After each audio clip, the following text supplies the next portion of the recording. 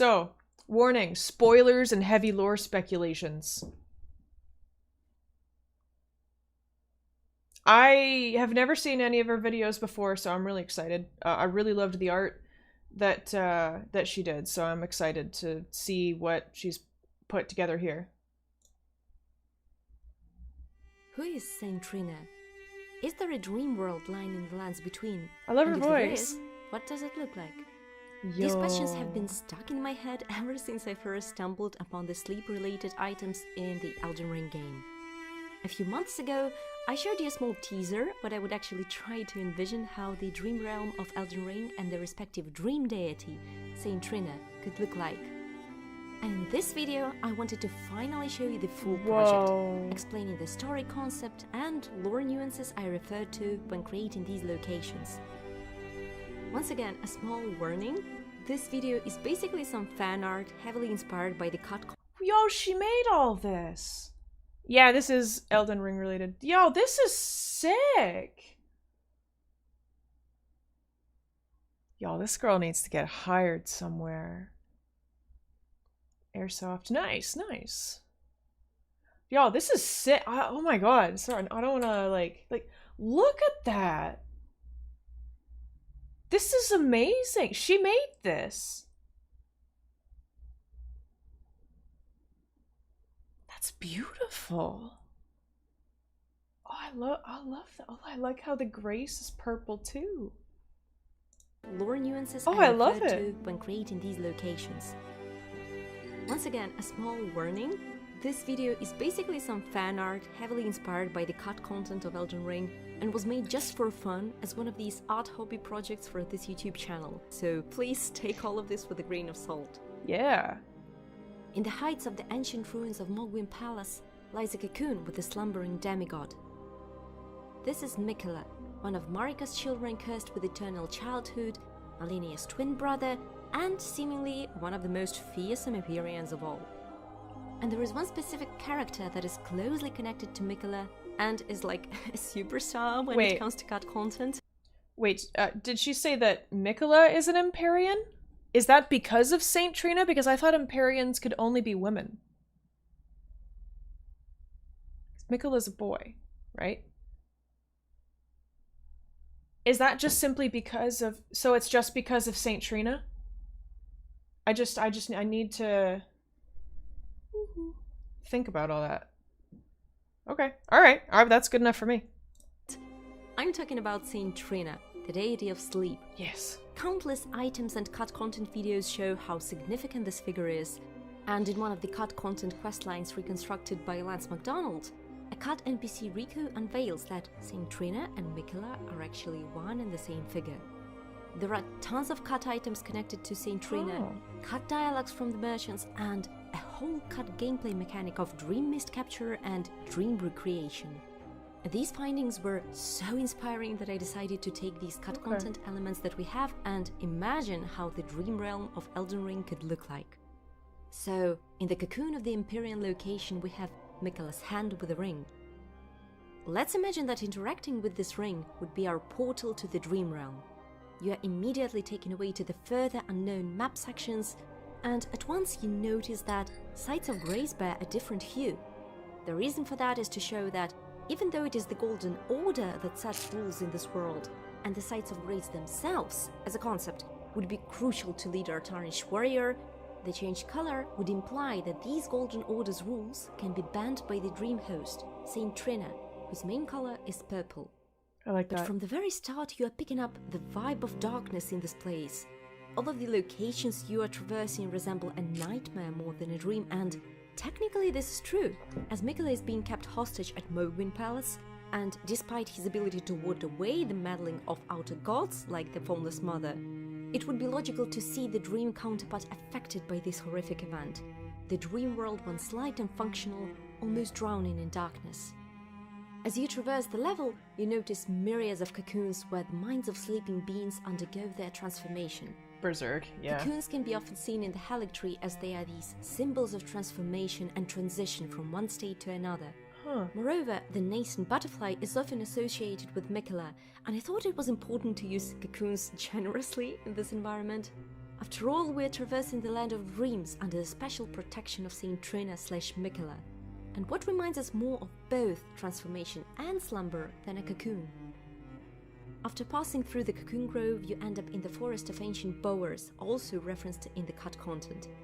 I thought that since it is the forest of the bowers, literally, it would be logical to make these settlements on these trees where the bowers would use their distance and verticality at their advantage against you. That's in the end cool of as this level, hell. you see a boss arena in its corrupted state with a very dark atmosphere. In the pond full of water lilies lies the dream goddess, Saint Trina, with silver tears coming out of her eyes. It is your duty to defeat this corrupted version of Saint Trina to get the dream world back to its normal state. Okay. Now about the character design itself. That's beautiful. When thinking about the design variation for Saint Trina, I collected a bunch of items directly connected to her That's sick. and used them as a starting point. In-game there were a couple of Miquella statues where I grabbed some of the elements for Trina's dress. I also looked at the opening cinematic when deciding on Miquella's / Trina's braided hairstyle. And of course I used some of the elements like silver, lilies and purple tint, which are universal elements connected to this deity of sleep. Now there's one risky thing that I did there.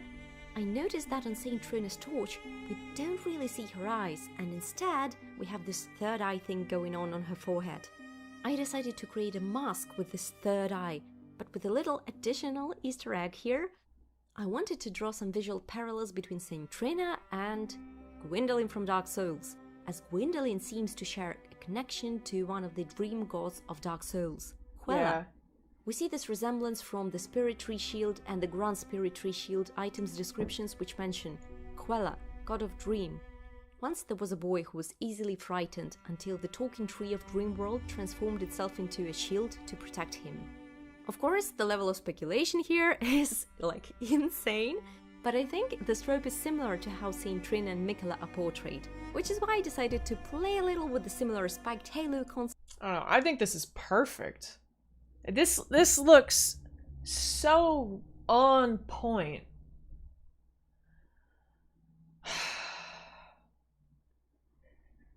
I'm like almost sad that this is fan art and not necessarily canon, because this design for Saint Trina is so perfect.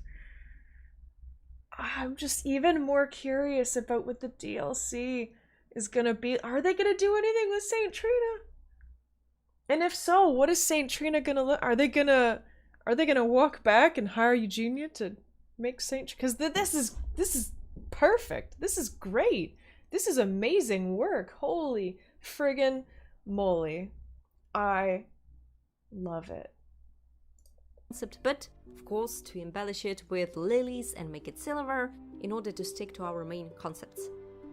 After defeating the boss, this corrupted version of Saint Trina, the Dreamworld order is restored, and now you can take a look at the boss room and the whole Dreamworld in its full glory. Oh!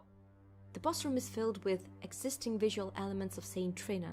The architectural style is influenced by the arched and rounded shapes that we also see in the Halictree, as well as the caduceus ornaments, which are like one of the most commonly used patterns in the lands between, and can also be seen in the architectural elements and items connected to Miquella. Dude, right? The entire boss room is filled with water lilies, which is another symbol of Saint Trina, and to further emphasize this, the shape language of Trina's skirt deliberately follows the shape of Trina's lily.